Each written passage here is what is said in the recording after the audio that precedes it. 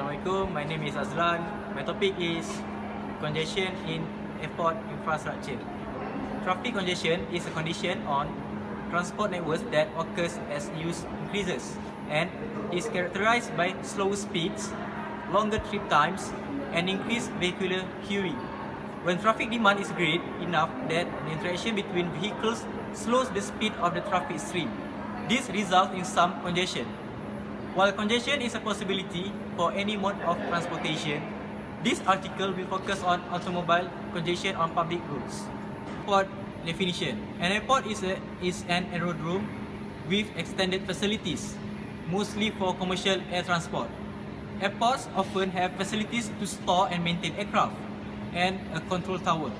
An airport consists of a landing area, which comprises an aerially accessible open space including at least one operationally active surface, such as a runway for a plane to take off or a helipad, and often includes adjacent utility buildings, such as control towers, hangars, and terminals.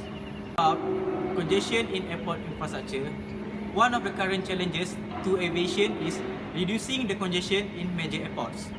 The existing airport facilities, especially at hub airport, are much smaller to accommodate the huge number of passengers and cargo. While some countries have airport expansion plans, other countries are developing new airports to meet this demand. However, due to many factors, airport expansion is not feasible for many countries. Number 1. Limited passenger facilities. Demand for air travel, especially in the Asia-Pacific region, is increasing rapidly. Growth rate of air traffic demand in China and India combined is 7%, which is 2% above the world's average. Thus, many major airlines have expanded and are expanding their services to such growing areas. Similarly, those airlines and other companies such as BAA Aviation that have not yet achieved their access to these regions are making strategic plans for entry. However, the existing airports in such regions are not as competent to meet the growing demand. Passenger facilities such as check-in counters and departure lounge cannot accommodate a huge number of passengers at a given time. This causes long delay, cancellation of flights, and result in passenger discomfort. However, some significant larger airports, such as in Hong Kong, have reduced this problem. Number 2, limited airline facilities.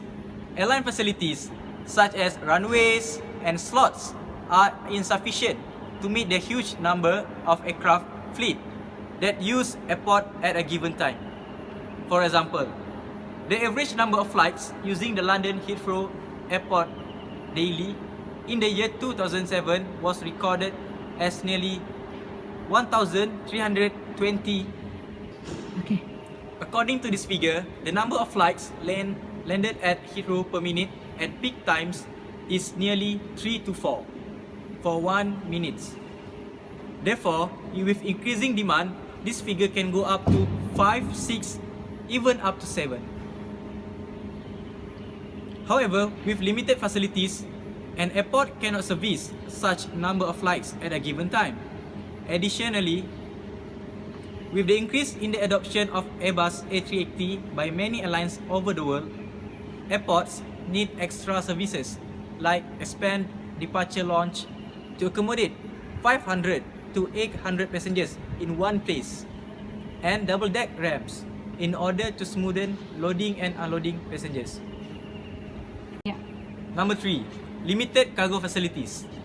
Most of the airports operate both passenger and cargo services under one roof. Handling two different services simultaneously is creating problems for many airports as it leads to distraction of the focus and the objective of the. Since in parallel to the air travel demand, the rate of world's air freight growth is also increasing, even faster than the prediction of Airbus, that is 5.5%, and Boeing 6.4% up to 2021. This issue of unfocused airport operations is becoming more significant, particularly in developing countries. As the Asia Pacific region is recorded as the area of highest cargo growth, states that the major airlines are extending their freight services to this region. The air cargo industry is consequently facing a huge scarcity of capital for expansion issues. Although a possible solution, one might think for the scarcity of capacity and facilities at airports is airport expansion. This solution is practically not feasible in many cases. Increasing the number of runways and slots, expanding the airport's cargo, and considering variety of services today's passenger expect in an airport require vast areas of land. Not only that, in some cases, such as in London Biggin Hill Airport, airport expansion will make airport facilities coming closer to the public homes, schools, and hospitals, thus making noise problems worse. In some other situations, airports are surrounded by sea or mountains and hilly areas, as in the case of Alfonso Bonilla Aragon International Airport, which will require huge amount of funding for expansion. Okay, this is some short-term solutions for the problem. First, slot allocations. As in the case of London Heathrow International Airport, airport slots are rights allocated to an entity by an airport or government agency, granting the slot owner the right to schedule a landing or departure during a specific time period. Slot allocation helps to utilize the existing facilities in an effective and productive way. However, slot systems can help to certain extent and is not a long-term solution. Second, airport price structure. The existing airport price structure. The existing airport price structure in most of the airport is based on the weight of the aircraft. Thus, this structure does not represent any cost justification. However, as in Business Aviation Associations (BAA) airports, price structure should depend on the number of passengers. This is because demand-dependent structure can meet the excess demand. And last, cutting flights. To reduce congestion, some airports, such as Newark Liberty International Airport, are reducing the number of flights over the peak hours. However, this is not a strategic solution in terms of existing and forecast traffic demands.